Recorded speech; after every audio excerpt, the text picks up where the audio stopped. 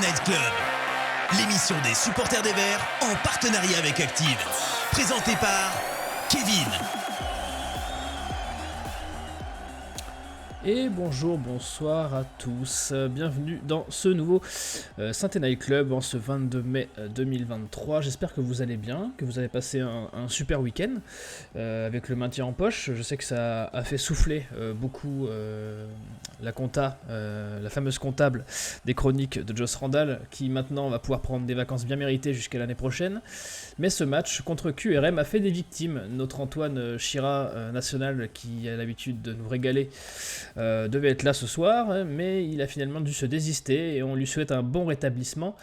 Et son remplaçant, au pied levé, tel un Romain Amouma sorti du congèle de l'infirmerie pour les ultimes minutes d'un match crucial, comme à la belle époque, c'est Joss Randall qui nous accompagne ce soir du coup. Comment ça va, Joss ? Ça va, Keken. Bonsoir à tous. Ça va Joss, t'es prêt ? J'ai entendu dire que t'avais une chronique incroyable. Ah ben moi je suis tel le Nordin de la grande époque, à peine échauffé avec mes petites jambes, prêt à endosser le maillot de Super Sub. Aucun problème. Prêt à faire des tout droits vers la vérité, parce que Joss nous a préparé un instant chroniqueur tout à l'heure, ça va être la régalade. Il y en a un qui a été solide contre tous les virus, tel Renault. C'est Pierre, comment ça va, Pierre ? Bah ça va, je suis juste un peu stressé parce que c'est ma première émission avec Joss Randall, donc je suis un peu intimidé. J'espère que ça va bien se passer et qu'il sera indulgent avec moi. Pas trop de pression, tu penses que t'es Un prêt, peu, tu t'es bien échauffé, Un peu de pression, mais je vais essayer d'être à la hauteur. Ok, en tout cas, voilà, on a briefé Joss, voilà, il va essayer d'être indulgent avec toi et de te donner la balle de temps en temps. Et enfin, au chat, pour faire vous remonter toutes vos remarques qui, on le sait, sont toujours pertinentes, on a Karl qui est là. Comment ça va, Karl ? Salut tout le monde, j'espère que tout le monde va bien. Oui, ce soir, je suis la caution jeunesse de cette émission parce que Joss et Pierrot, elle a sacrément augmenté. Donc voilà. C'est ça, on t'a appris pour respecter les normes d'âge et faire les centres de formation. Ah, c'est pas la caution capillaire par contre, hein, c'est la caution jeunesse uniquement. Hein. Justement, ah bah si, je fais pour deux.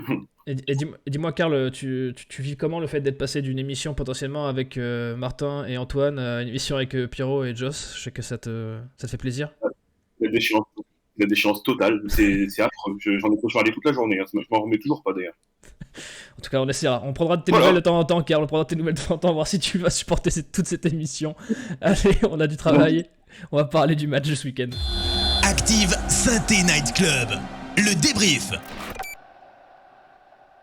Ah, je sens que cette émission, les gars, je sens qu'elle va être épicée. Je vous sens là, prêt à faire feu de chaque côté, à vous envoyer des petites piques. Là, ça, au moins, on va peut-être pas parler du match très longtemps, parce que bon, le maintien est assuré et je pense que le gros du travail est fait. Mais en tout cas, on va s'amuser de ce point de vue-là.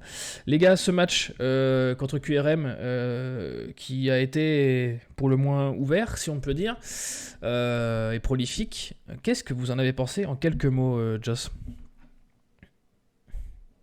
Bah, c'est un match, on a une analyse différente à ce stade de la saison que ça avait été au début, parce qu'il arrive en fin de parcours à un moment où on était quasi sauvé, donc les conséquences ou les conclusions qu'on pourrait en tirer sont peut-être un peu moins dures qu'elles n'auraient pu l'être. Bon, moi j'ai passé un bon moment parce que on a vu des buts. Bon, la stat qui est affichée montre que c'était un football évidemment assez offensif. On a pris des buts aussi, ça fait partie des choses dont on pourra discuter après. J'ai vu un match débridé et j'étais content d'avoir vu ça. Après, je ne veux pas tirer de conclusion à ce stade de la saison sur le match. Enfin, j'évite de trop en tirer, d'abord parce que on sait tous que on est à 2 matchs de la fin et que c'est probablement pas cette équipe-là qui va démarrer la saison prochaine. Sinon, il y aurait beaucoup à dire. Mais sinon, pour le reste, j'en ai retiré du plaisir parce que le match, on l'a gagné.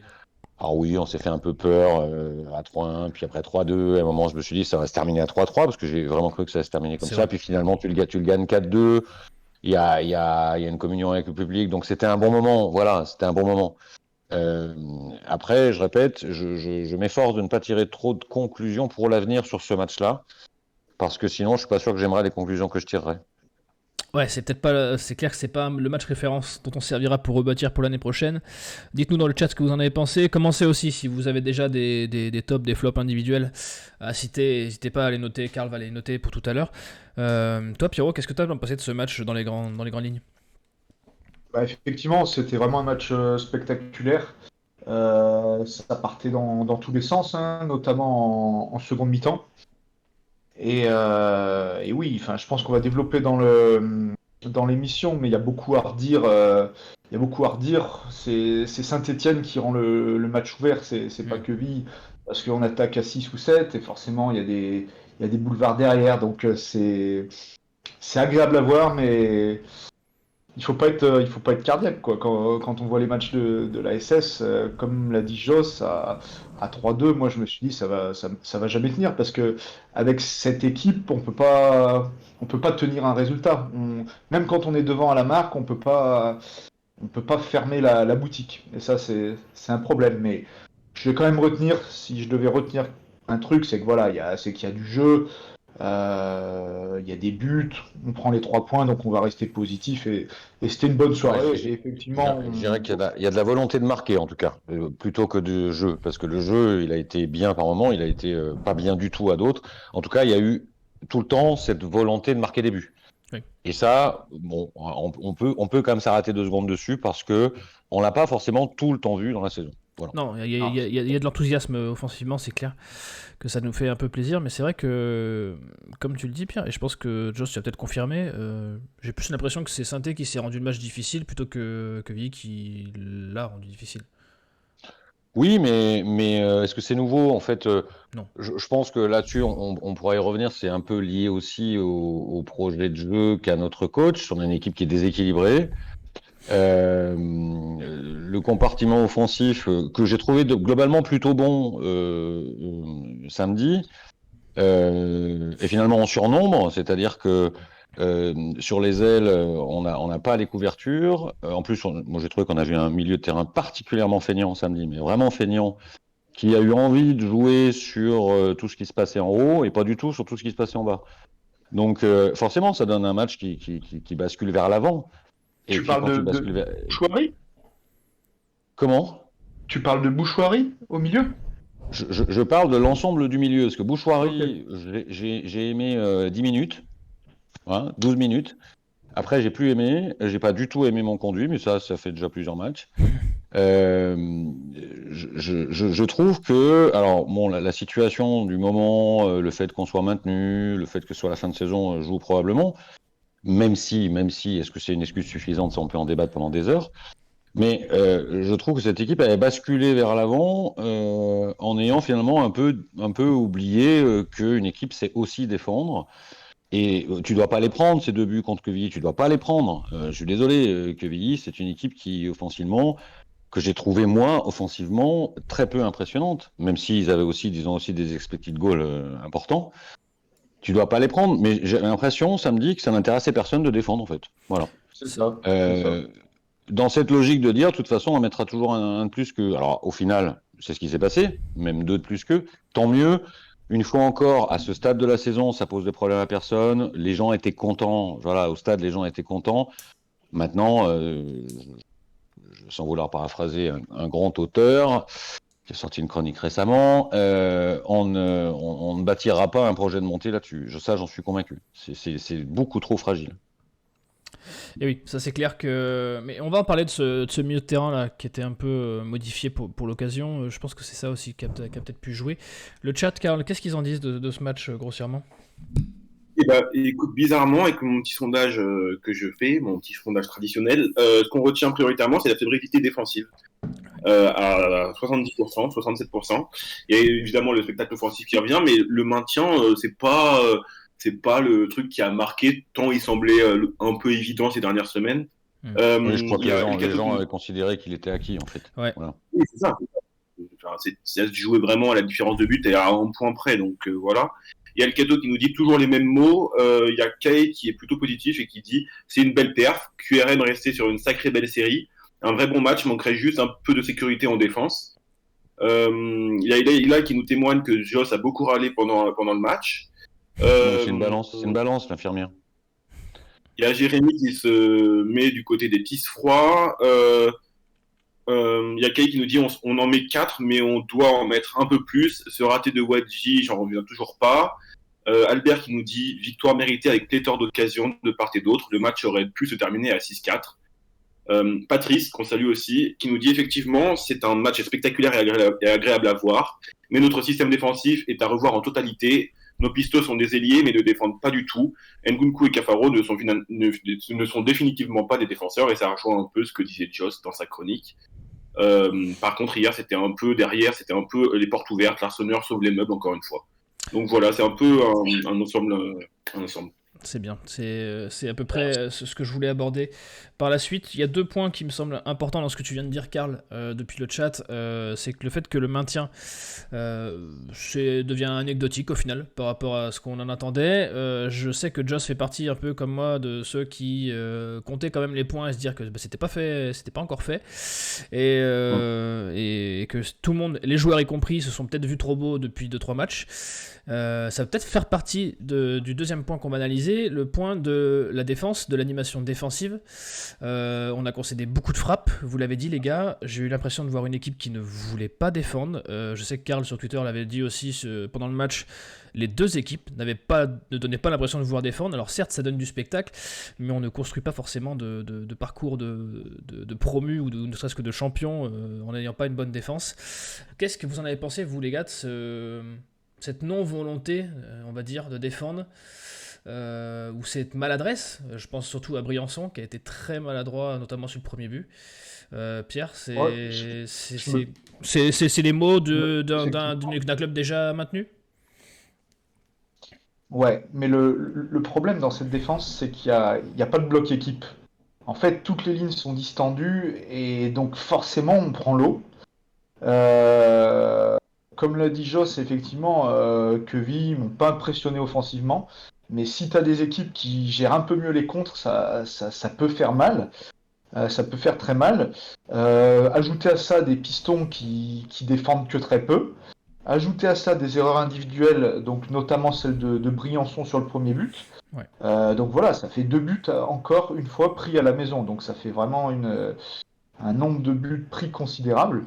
Et encore une fois, je suis du même avis, je vois pas comment on peut remonter comme ça la saison prochaine, sauf si on fait un bon mercato, si on renforce des postes clés, peut-être. Mais là, en l'état actuel des choses, tenir la cadence comme ça toute la saison, ça me semble impossible. À effectif équivalent, admettons qu'on arrive à garder un effectif qui est à qualité équivalente. Tu penses que ce système, Pierre, cette obstination sur le système de piston montre ses limites sur des équipes qui sont un peu joueuses comme ça aussi? Bah, je me dis que alors on est en Ligue 2, hein, donc on a des équipes adaptées en face, mais si on joue, je sais pas, si on joue une Ligue 1 avec des mecs qui vont prennent des vite dans espaces. les couloirs, on se fait, excusez-moi du terme, on se fait trouer, hein. Mais voilà, j'espère que Batles voit comme nous qu'il y a un dysfonctionnement à ce niveau-là et que c'est lui le coach et qu'il saura prendre les bons joueurs pour qu'on soit plus costaud. Il a réussi à 3, pourquoi pas réussir chez nous, mais en l'état actuel des choses, ça me semble compliqué, oui.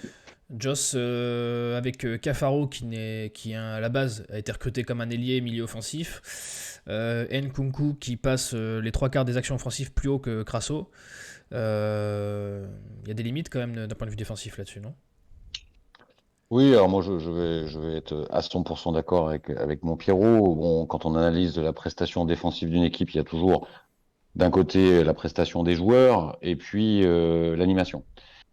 Alors les joueurs du département défensif, mais moi j'y inclus quand même les milieux malgré tout, parce que je pense qu'on a quand même un vrai souci à ce niveau-là. Je les ai pas trouvés très bons tous individuellement. On parlait de Briançon, bon, voilà. Je trouvais Apia et Petro particulièrement lents dans certains moments. Alors ils sont un peu tout seuls aussi, hein, c'est peut-être pour ça que ça se voit plus. Voilà, donc 2 joueurs qui ont été moyens, pas non plus moi j'ai pas senti d'envie de défendre en fait. Je pense qu'ils n'avaient rien à carrer en fait globalement, de s'arracher pour ça. Et ça c'est les joueurs. Puis après, il y a l'animation. La réponse que tu as commencé à poser, qui va arriver de plus en plus souvent sur la table, est-ce que avec ce système-là, il y a moyen de monter une équipe capable de monter?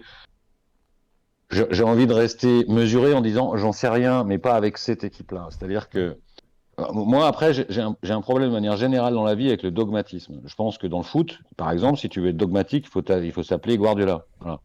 Il n'y en a pas beaucoup qui peuvent se permettre ça. Je pense que Laurent Batles gagnerait à être un peu plus adaptatif, à réfléchir à différentes choses. Je trouve qu'il est vraiment buté là-dessus, comme s'il voulait prouver, donner des leçons, voilà, dire qu'il y allait arriver.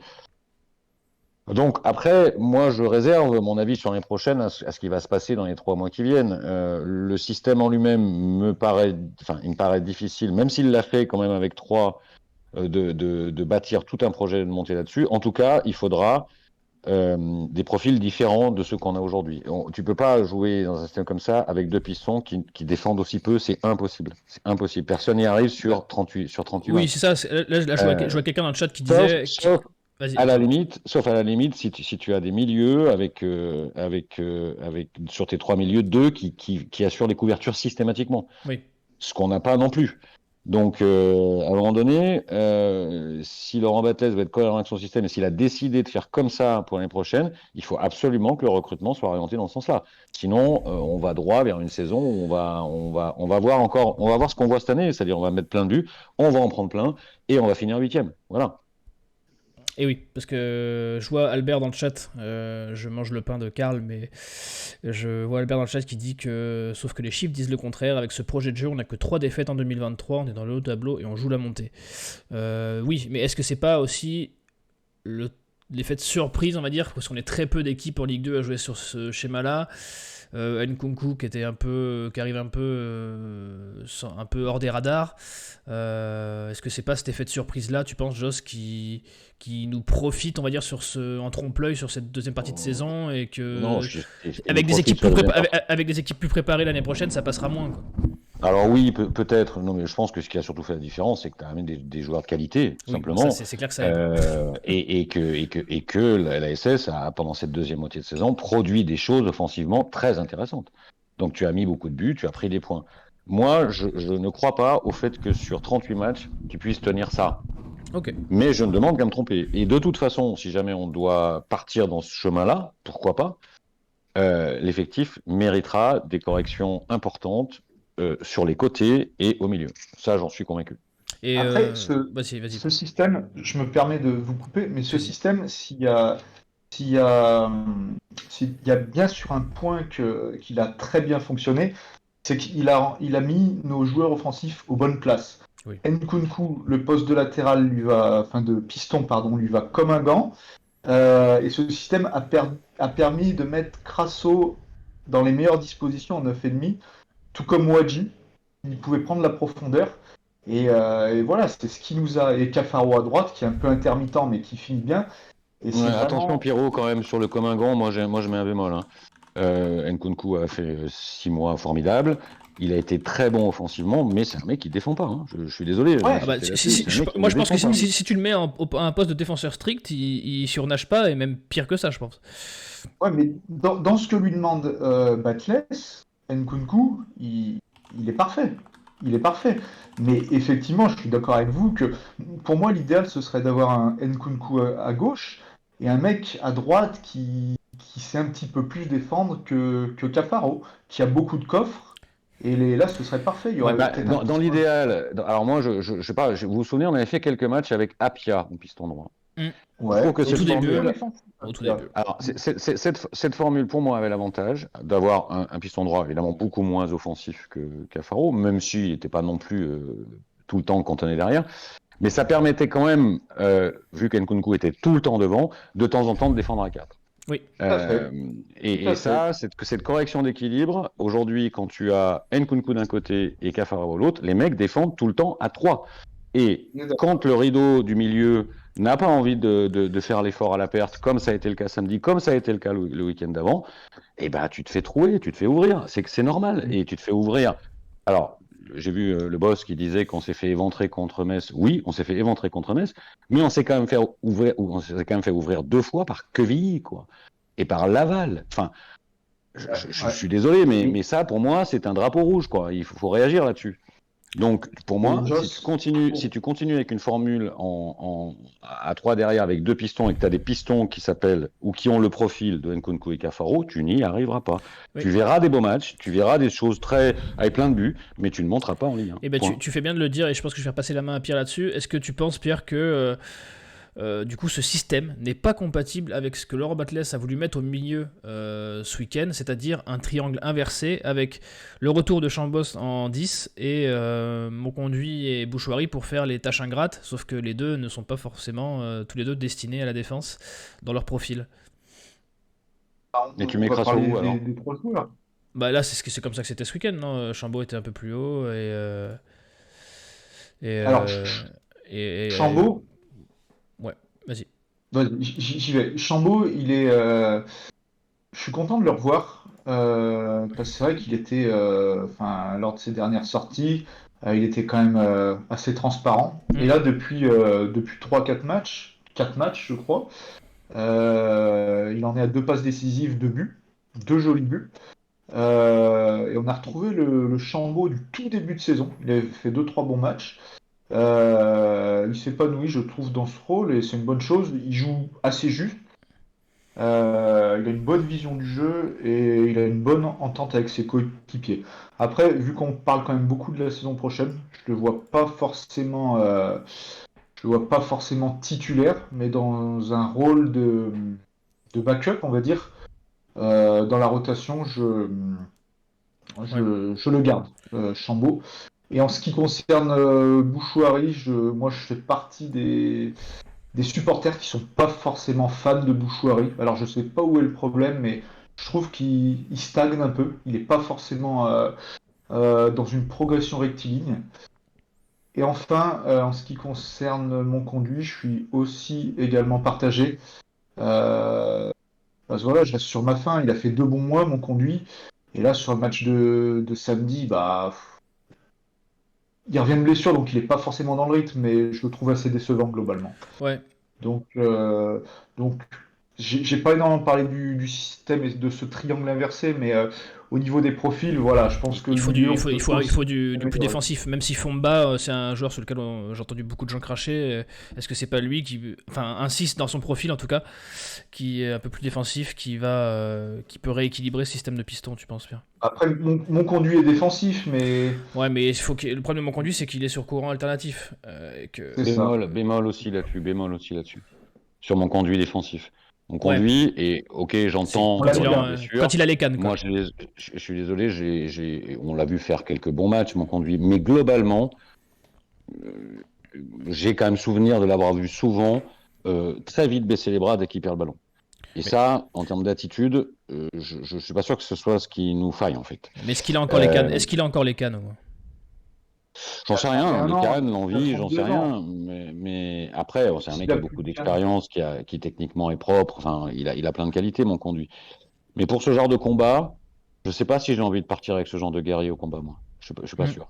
C'est pas ce que t'attends d'un mec d'expérience de 32 ans, quoi. Enfin, je veux dire, T'attends plus un mec, un leader qui va aider les gamins à relever la tête, à remobiliser les troupes, etc., quoi. Un peu comme un aboyeur, comme peut l'être Briançon, quoi. Enfin, en tout cas, moi, c'est-à-dire on est tous d'accord pour dire là, on n'est pas tous d'accord forcément dans les termes qu'on enveloppe sur chaque joueur, mais on est bien d'accord que des chantiers, il y en a un peu de partout, et il y en a un au milieu, vraiment. Il y en a un au milieu, et pour moi, il est constitutif de la poursuite de ce projet dans ce système-là. Ouais, je suis d'accord. On a toujours tendance à penser 3-5-2, ce qui focalise l'attention, c'est les pistons, parce que c'est vrai que c'est particulier à ce système. C'est un système, oui. Et oui, j'insiste, si t'as vraiment 2 pistons qui sont archi-offensifs, mécaniquement, tu défends toujours à 3. Mais ça dépend aussi de la nature du milieu de terrain. Il va te falloir peut-être au moins un pur défensif pour ratisser. Tu peux même pas trop. Ce que un gars comme Wefek peut ratisser des balles, mais le problème de Wefek, c'est qu'il faut qu'il soit moins fragile et plus constant sur l'année, quoi. Un mec comme Wefek, il peut te bouffer des espaces, il peut te les combler, mais le problème, c'est que on peut pas compter sur lui sur une année. mon conduit, pour moi, il fait 2 vrais bons mois, hein. Février-mars, il a son rôle dans la remontée de l'équipe, mais Ouais. c'est que 2 mois. Et pour remonter, il faudra qu'on ait une équipe compétitive pendant 10 mois. Mm. Donc voilà, c'est. Moi, je suis plutôt également sur. Je suis plutôt d'accord. Entre ça et Bouchouari qui s'éteint petit à petit au fur et à mesure de la saison, j'ai vu plusieurs gens le dire dans le chat. Et en parlant du chat, les gars, Karl, qu'est-ce que dit le chat depuis tout à l'heure? Parce qu'on parle, mais quand même. Ouais, ouais, vous allez aborder beaucoup de sujets, donc je vais juste prendre des messages par-ci Vas-y. par-là, ça va regrouper un peu tout. Déjà, comme je suis un bon salarié, enfin, c'est pas du tout salarié, du bénévolat, je cite le message du patron qui dit que concéder 15 frappes contre Quevilly, c'est trop pour moi, c'est inconcevable. C'est vrai. Il y a El Cato qui dit attention, on n'a pas gagné contre des équipes de devant dans les 5 premières.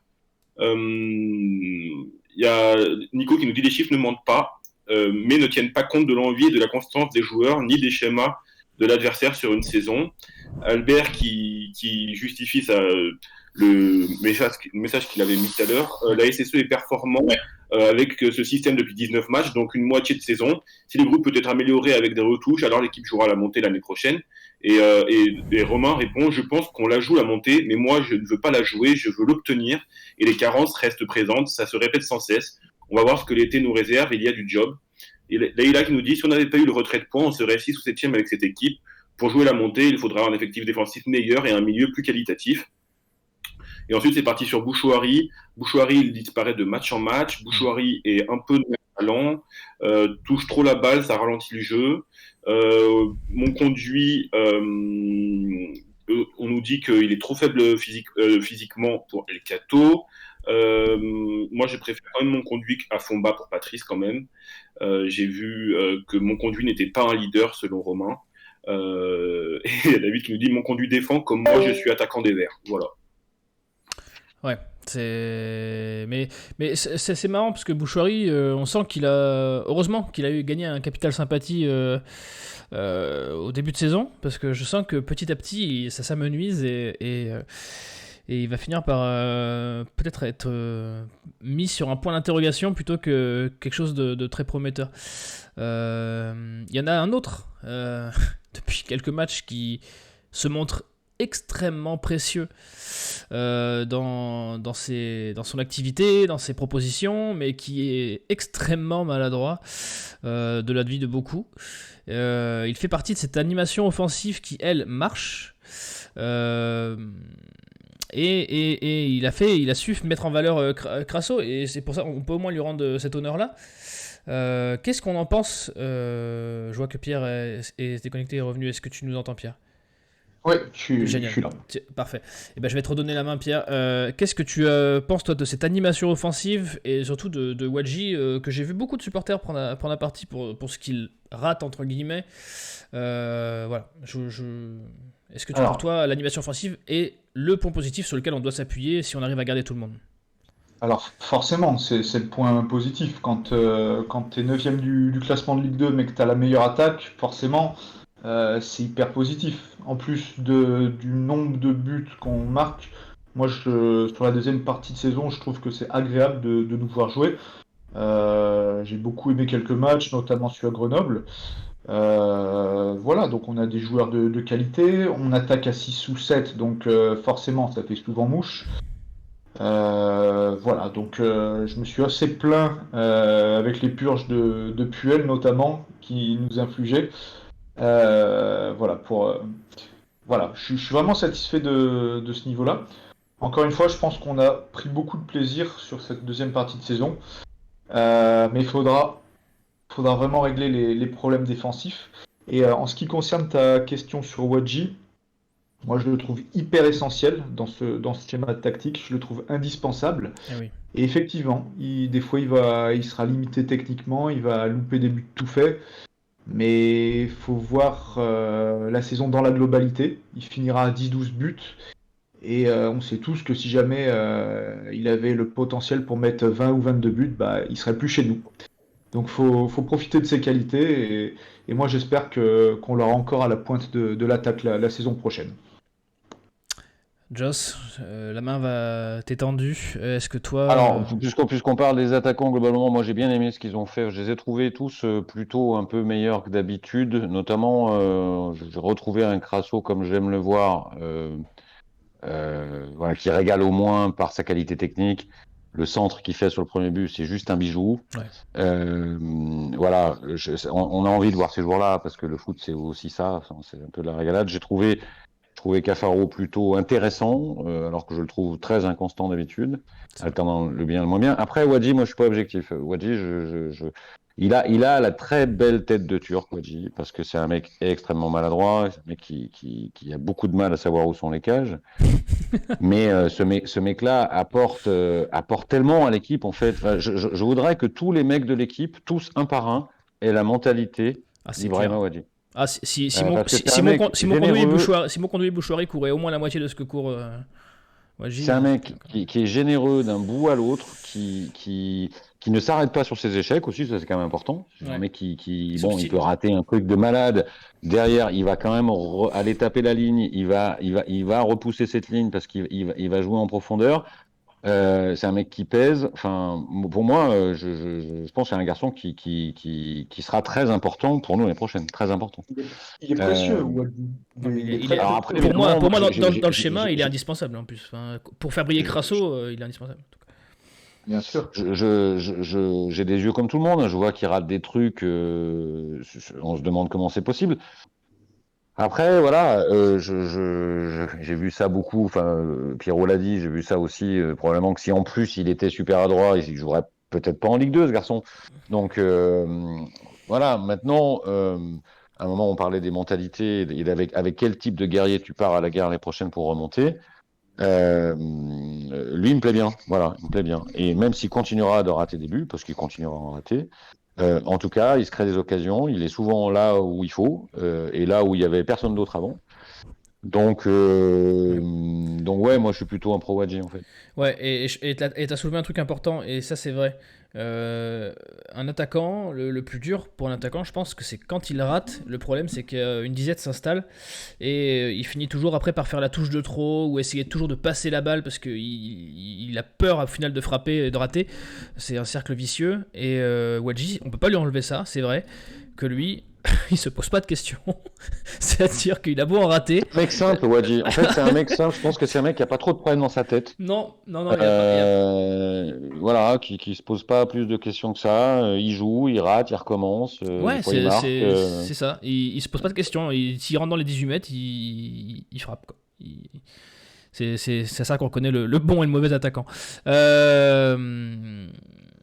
J'en profite, tant que les photos que vous voyez passer sur l'écran, faire un petit clin d'œil à Étienne de LPP Sport, qui fait les photos pour Peuple Vert aussi, très bon site, donc je vous conseille.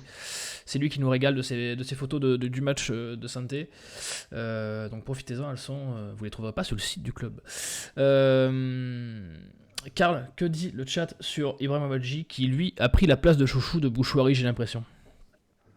Bah écoute, Ibrahima Wadji reprend un peu les termes employés par Joss et Pierrot. Il y a Kay qui nous dit il faut garder Wadji, il est hyper volontaire, mais qu'est-ce qu'il croque. Wadji, quelle générosité pour se mettre me. Il y a Wadji, s'il était à droite, je n'aurais pas la SSE, absenté. Et c'est vrai que j'ai vu plusieurs fois ce commentaire. Wadji, j'aime beaucoup. Il apporte énormément par ses appels son jeu en profondeur pour Leïla. Jérémy qui rejoint ce que disait Joss et qui disait moi je veux plus de Wadji à la SSE, quel battant. Il y a Alkei qui nous dit dans tous les cas il est là l'an prochain, donc pas de question pour lui, mais avec qui? Avec Charbot, Crasso je le vois partir. Est-ce que Wadji existe sans Crasso? Il y a Patrice qui nous dit Wadji, oui il rate quelques fois l'immanquable, mais quand il ne joue pas il manque, personne sauf lui prend la profondeur et c'est quand même sacrément intéressant. Voilà. C'est vrai ça, Joss, merci Karl. Quand Wadji n'était pas là, Crasso avait du mal à trouver son partenaire d'attaque, c'était souvent Bamba qui le remplaçait. Et la problématique qui a été posée dans le chat est bonne aussi, est-ce que si Crasso ne venait pas à rester, est-ce que Ibrahima Wadji peut être compatible avec un autre profil d'attaquant? Ça dépend du profil d'attaquant qui va parce que Crasso, le problème, c'est que c'est un profil un peu atypique. C'est un mec qui joue entre les lignes, c'est compliqué. Il faudrait trouver une sorte de 9,5. Ouais. Et est-ce que ça court est-ce qu'avec zéro de budget, ça court les rues? Par exemple, il n'est pas compatible avec un Charbonnier. Ouais, mais Kevin, ça c'est la question qu'on va se poser sur tous les postes. Est-ce qu'on va trouver un bon piston droit parce qu'on n'a pas le budget, machin. De toute façon, les chantiers, on a à plein d'endroits. Donc, je ne vais pas non plus voir tout en noir. Si Crasso s'en va, il y a d'autres profils qui pourraient être compatibles avec Wadji. Ça existe. Et moi, je pense, contrairement à ce que vous semblez vous penser, que Wadji a un profil polymorphe qui, à mon avis, peut s'adapter à pas mal de joueurs, en fait. Okay. Justement parce que c'est un mec déjà qui va faire ce qu'on lui demande de faire. Ce qui n'est pas le cas de tout le monde. C'est un mec qui va jouer tous les coups à fond, quel que soit le type de coup qu'on lui demandera de jouer. Moi, je suis pas tellement inquiet de ça, en fait. Oui, je suis inquiet je suis inquiet de qui on arrivera à trouver, parce que ça va être effectivement une vraie question. Mais pas sur l'adaptabilité de Wadji aux joueurs qui vont arriver. Ça, je crois pas. Ok. Après, Crasso, il est pas encore parti. Hein. Il faut. Non. Il faut voir ce qui va se passer. Bon, c'est peut-être pas forcément très bien engagé, mais il est pas encore. C'est pas encore fait à 100% que voilà, qui quitte la SS. C'était une question du chat. Je voulais vous faire rebondir là-dessus, les gars. Il y a eu. Alors, c'est marrant, ça me fait rire parce que c'est intitulé comme ça dans mon programme qu'on nous a fourni. La question con de la semaine. Je ne vais pas dire qui les écrit parce que sinon vous allez dire que c'est lui le con de la semaine. Mais je cite. Hein. Ne vaut-il pas mieux tirer nos corners en touche directement? Seuls Bastia et Amiens obtiennent plus de corners par match que nous sur la saison. Mais on n'a pas marqué un but sur corner de la tête depuis le 16 avril 2022 contre Brest, et c'était Camara. D'ailleurs, Camara qui restera à Brest, puisque Brest s'est maintenu ce week-end en Ligue 1. Est-ce un problème? D'où est le problème? Est-ce que c'est le problème des tireurs? Est-ce que c'est le problème qu'on n'a pas de joueur de tête? Qu'est-ce que vous en pensez, les gars, de cette mauvaise gestion, pour reformuler, des coups de pied arrêtés, du corner, qui, dans le foot moderne, est quand même normalement une arme non négligeable? Pierre? C'est vrai que c'est assez catastrophique. Hein. J'avais pas la stat, mais ouais, ça fait plus d'un an, donc c'est catastrophique. Je crois que c'est le bon mot. Je vois deux problèmes, effectivement. C'est que le premier problème, déjà, pour remarquer, il faut que les corners soient bien frappés. Et que ce soit Cafaro, Chambaud, Lobry, voire Monconduit, qui en ont tous tiré quelques-uns. C'est vrai que ça n'a jamais été brillant. Non. Et le second problème, c'est qu'effectivement, on n'a peut-être pas des profils hyper athlétiques qui permettent de marquer régulièrement sur corner. Nos défenseurs centraux, peut-être qu'ils manquent un petit peu de puissance physique. J'ai souvenir tout de même que Briançon avait marqué de la tête sur un coup franc face à Grenoble, si je dis pas de bêtises. Mais voilà, c'est bien trop peu. Et devant, ni Wadji qui est pas très grand, ni Crasso qui est pas très performant de la tête. Voilà, c'est vrai que c'est très compliqué de ce côté-là. Donc c'est un point qu'il faudra vraiment bosser. Et c'est un axe d'amélioration pour la saison prochaine. Eh bien, si la personne qui a écrit cette question nous regarde, sache qu'elle n'était pas si con que ça, et que tu pourras changer l'intitulé pour la semaine prochaine. Joss, toi, t'es d'accord avec ça? On ne met pas assez l'accent sur J'ai pas compris s'il fallait qu'on donne son avis sur la pertinence des questions posées par. Non, parce que toi, tu sais. Non, bah voilà, mais il dit des noms aussi, lui. Parce que sinon, moi, je la trouve débile. Mais. Non, je plaisante. Ça, l'autre, il va encore s'énerver. Voilà, calme-toi. Non, sous anonymat. Non. Ouais. Non, alors oui, c'est un vrai. Non, en plus, je plaisante, mais il n'y a pas de quoi plaisanter. C'est un vrai problème. Sujet. Après, moi, j'ai quand même le sentiment, avec une vue un peu en prenant de la hauteur, que ça fait longtemps que j'ai l'impression qu'on ne sait plus tirer les corners à Saint-Étienne. J'ai l'impression que ça fait longtemps que j'en ai pas vu un bien tiré, en fait. Même les coups de pied arrêtés tout court. C'est impressionnant. Et les coups de pied arrêtés. Après, alors, bon. Si on reste sur le corner, moi j'ai quand même toujours une vraie question de réactionnaire, c'est qu'il me semble, maintenant moi je suis pas professionnel du foot, que on est quand même au moins sur la frappe, c'est-à-dire au moins sur le le geste technique qui doit envoyer le ballon dans la bonne zone. Oui. Il me semble que ça, c'est un geste technique et que ça doit pouvoir se travailler, il me semble. Oui. En bouffant, en tentant des courts, des longs, des au point de pénalty, des plus en retrait, etc. Mais je pense qu'il faut en bouffer vraiment. Alors, je ne sais pas s'ils le font. S'ils le font, c'est pas très efficace, visiblement. Mais moi, ça me rend dingue quand je vais au Richard et que je vois un corner qui décolle pas de 80 cm, quoi. Je comprends pas ça. Ouais, Je comprends pas. Ils sont tirés au premier poteau et le défenseur il a plus qu'à dégager et ouais c'est récurrent et ça date pas forcément de cette année, hein, ça fait plusieurs saisons. Oui, moi je suis d'accord, ça fait longtemps et je me dis ça doit plus être une tradition dans le foot de travailler ce genre de choses, quoi. Parce t'as des équipes qui en font leur force. Hein, oui, il y a des équipes qui y arrivent, donc je me doute bien qu'il doit y avoir une martingale derrière, il doit y avoir une recette. Mais en tout cas, nous, on l'a pas, celle-ci. Et oui, moi, je suis d'accord avec Romain. Globalement, ça me rend dingue qu'on soit aussi peu dangereux sur corner. C'est fou, surtout quand tu les obtiens. Voilà, mais je fais partie des nombreuses questions qui restent un peu sans réponse aujourd'hui là-dessus. Ouais, mais t'as raison. En tout cas, pour confirmer ce que tu dis, c'est quelque chose qui se travaille. Il y a des vrais spécialistes pour savoir tirer les corners, tout comme il y a des vrais spécialistes pour savoir les reprendre. Et savoir je me rappelle, vous vous souvenez de Banel Nicolita, il tirait bien lui. Ouais. Tout le monde s'en fout de ce que je raconte. Ouais, non, mais ça fait plaisir aux gens d'entendre parler de Banel Nicolita. Banel Nicolita, lui, il n'a pas fait grand-chose, mais il tirait bien les corners. C'est vrai, c'est pas faux. Il avait mis 2-3 buts quand même. Hein. Et moi celui qui m'avait marqué si on parle des coups de pied arrêtés, c'était Paolo Machado pour les coups francs. Sacré tireur de coups francs. Mais bon, ça c'est pareil. Ouais. Les tireurs de coups francs directs, on n'en a pas vu à Saint-Étienne depuis. Même si il y a eu un beau coup franc, je crois que c'est Cafaro, Chambaud qui a mis un beau. Qui avait mis un sous la barre ce week-end et qui a été claqué par le gardien. Karl, est-ce que la question con d'un anonyme, on le répète, a fait réagir dans le chat? Bah, évidemment. Il y a Elkato qui nous dit que c'est un manque de travail. Il y a Ila qui nous dit je me demande si les corners sont travaillés vu ceux qui les tirent. J'ai l'impression qu'on a toujours eu ce souci d'efficacité sur corner depuis l'époque Galtier pour Naples Saint-Étienne. C'est incroyable le nombre de joueurs qui ratent nos coups de pied arrêtés alors que dans leurs anciens clubs ils performaient pour Jérémy Magic. Depuis combien d'années on dit que les coups de pied arrêtés sont catastrophiques, les défenseurs adverses mettent en corner. Avec Saint-Étienne, c'est corner sécurité pour Reju 43-140. Il y a Kay qui nous dit avec Cargo, peut-être qu'on aurait déjà eu un peu plus de chance sur la deuxième partie de saison.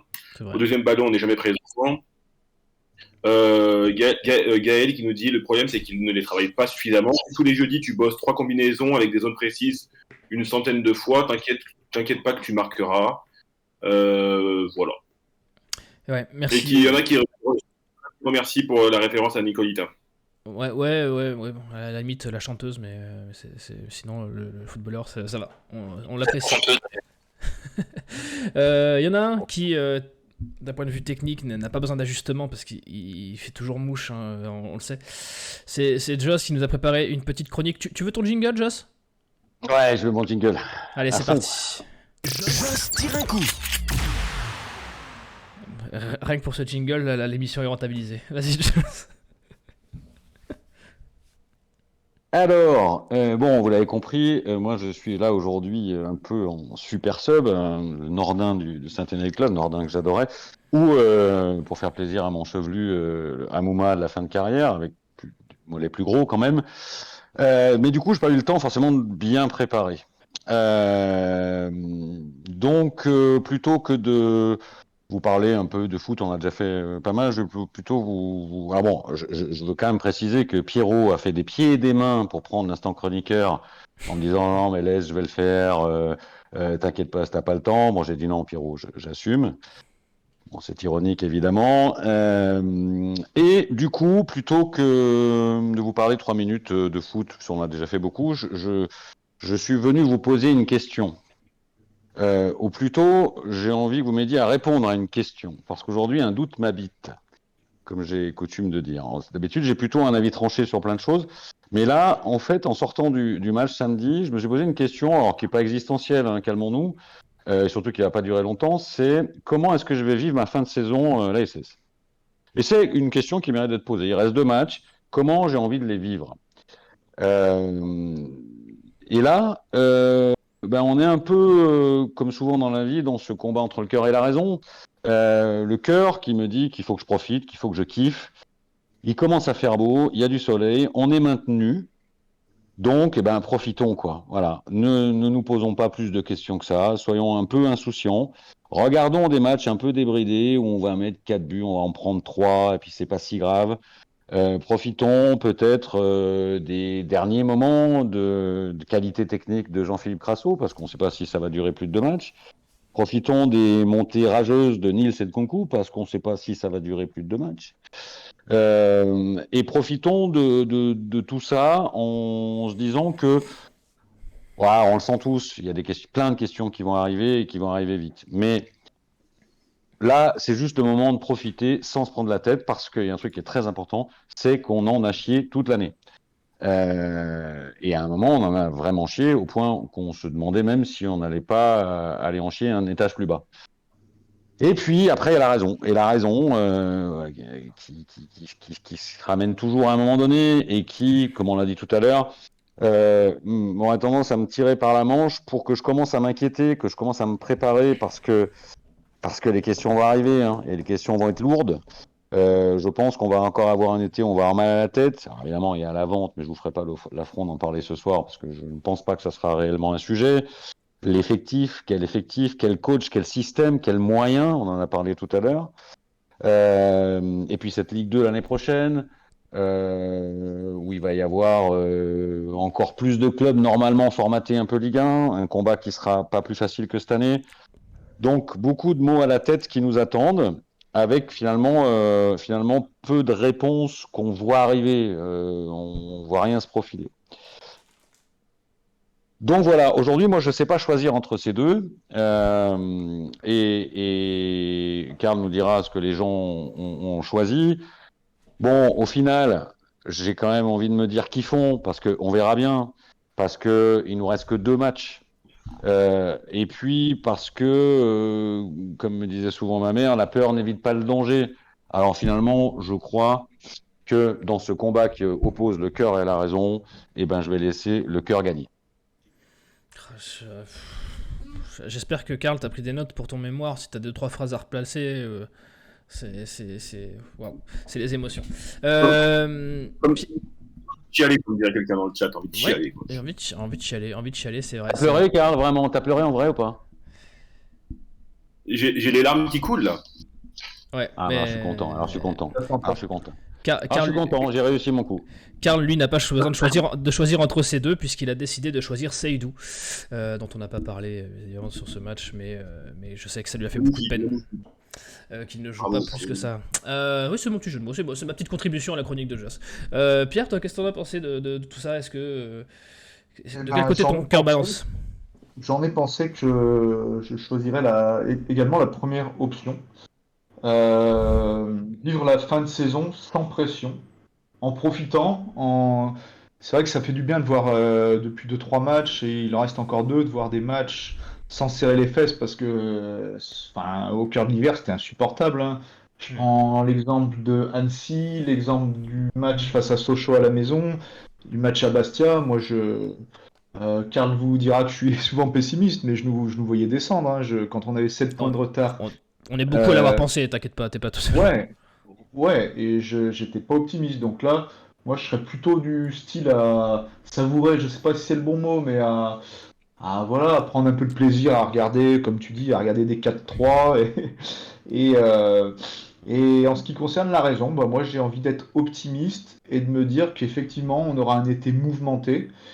Mais si on travaille bien, si on fait les choses bien, il n'y a pas de raison que ça se passe mal la saison prochaine. On a quand même une base intéressante. On l'a développée tout au long de l'émission. Il y a beaucoup d'axes à améliorer, mais je pense qu'au club, ils en ont conscience. Donc voilà, pourquoi pas profiter de l'instant présent et surfer sur la dynamique pour proposer quelque chose d'intéressant la saison prochaine. Et ouais, profitez bien de tous ceux qui vont pouvoir se rendre au stade de ces 2 derniers matchs pour pouvoir traverser les tribunes sans avoir la peur au ventre. Profitez bien de la chipot, profitez bien de la petite bière avant le match, et après, c'est des petits moments sans pression ou avec pression justement, que vous aurez pas forcément l'année prochaine dès que la saison va recommencer. Karl, le chat, est-ce que le chat est encore conquis par la prestation oratoire incroyable de Joss Randall?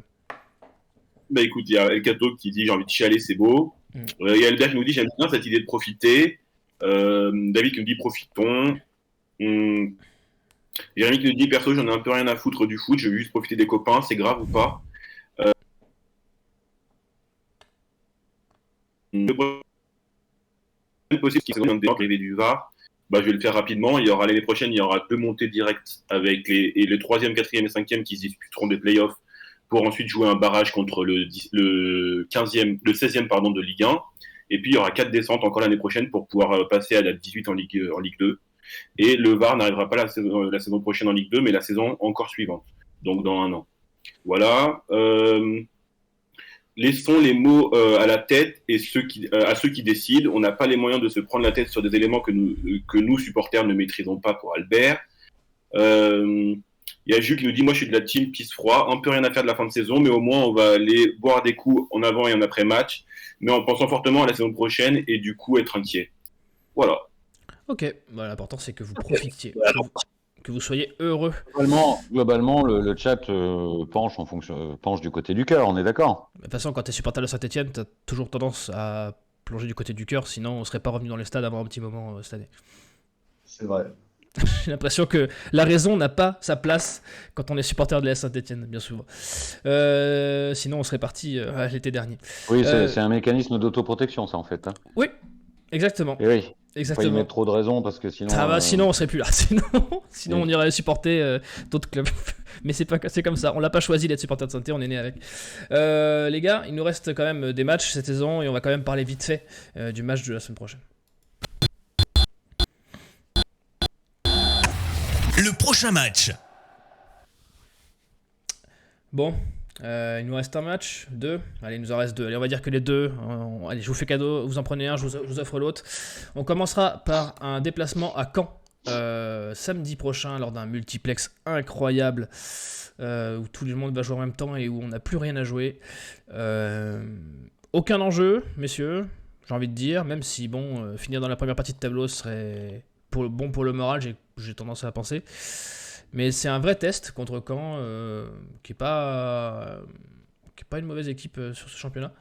T'en penses quoi, Joss? Toi, tu penses qu'il faut quand même jouer à fond, bien sûr. On va pas non plus donner nos fesses pour la fin de saison, mais est-ce que le sans-enjeu te convient ou est-ce que tu penses comme moi que... Il me convient dans la mesure où il sera garant de 2 équipes un peu libérées et qui vont justement jouer sans forcément avoir peur de prendre des buts pour certains ou avoir peur de ne pas en marquer assez pour d'autres.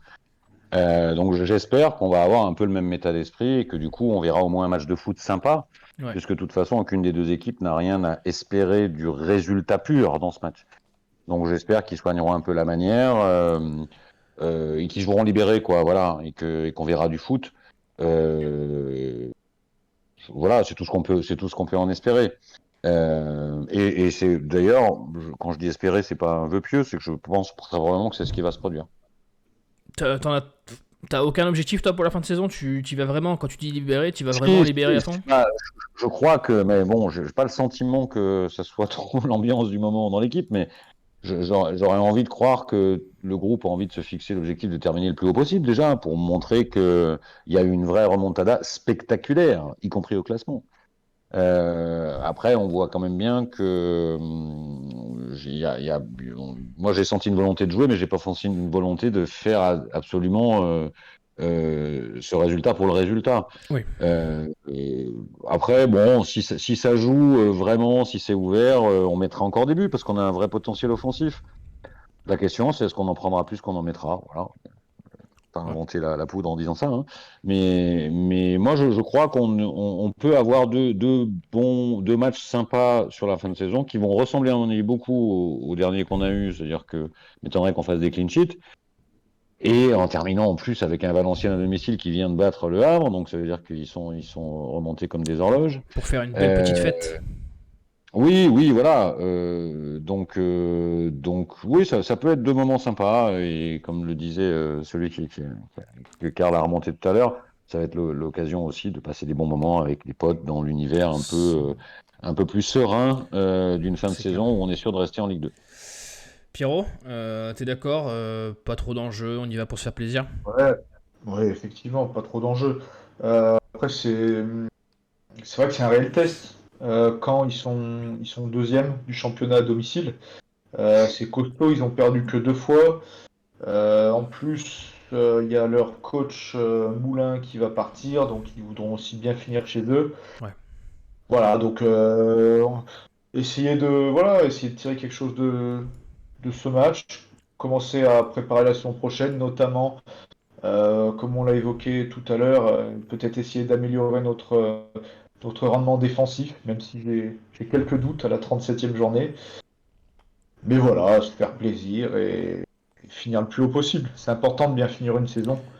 Et voilà, j'espère qu'on pourra au moins ramener un petit match nul. Ça serait déjà pas mal. Tu donnerais du temps de jeu aux jeunes, tu ferais tourner ou tu restes sur les bases que tu Bon, connais? il le fera pas. Donc, mon Ouais, avis importe peu. Je pense qu'il va finir avec son groupe. ok. Donc voilà, ce sera les mêmes. Ce sera les mêmes ou quasiment que face à Queville. T'as un petit prono? Moi, je dirais. Allez, on va partir sur un 2-2. Un 2-2. T'as les buteurs? Allez, vas-y, fais-nous rêver. Allez, sans être très original, je dirais Wadji Crasso. Ah, tu vois, non mais tu vois Wadji marquer, tu vois, c'est déjà un peu d'originalité, je pense, par rapport à beaucoup de monde dans le chat. Bien sûr. Joss, toi, est-ce que niveau compo, bon, je vais pas demander ce que tu ferais, mais est-ce que tu penses qu'on va laisser un peu de place, quelques minutes aux jeunes, peut-être? Alors ça, non, je crois pas. Ah, c'est fou que vous y croyez pas tous les deux, c'est Non, marrant. je crois pas, je crois pas. Bah, il l'a quasiment jamais fait en fait. Enfin, à part au tout début de saison avec Ouais, mais Haïti. bon, on a transpiré toute la Mais saison, là, non, non, non, non. Là, je pense que lui, c'est pareil. Il doit être dans une logique de dire maintenant, j'ai le truc qui fonctionne à peu près bien. Je vais plus rien toucher. Je touche plus au bouton. Euh, Ok. voilà. Donc je pense qu'on va avoir une compo. Après, l'interrogation pour moi, c'est au milieu, ce qui fait quand même, le secteur qui a le plus bougé finalement, c'est au milieu. Euh, alors ça va faire plaisir à mon infirmière. Je trouvais ça un peu injuste pour Saïd Ousso d'avoir fait les frais de la rentrée de Briançon, même s'il faut bien Ouais. qu'on fasse les frais.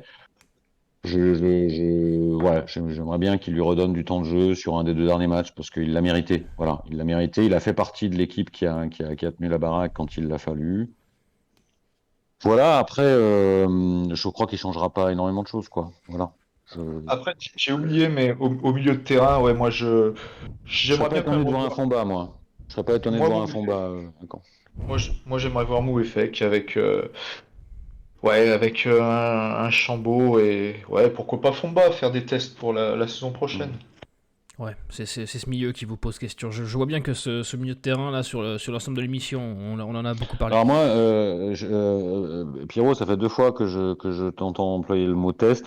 Moi, je crois pas trop à ça. Je crois qu'ils font pas de test à 2 jours, à deux journées de la fin, avec une grosse coupure au milieu, avec un effectif qui va beaucoup bouger. Je pense qu'on n'est plus dans le temps du test, en fait. Ouais, il va être Moi, je en crois pas qu'il va pilote tester. automatique. Pilote Voilà. automatique jusqu'à la fin de la saison. Ouais. Joss, t'as un prono, toi?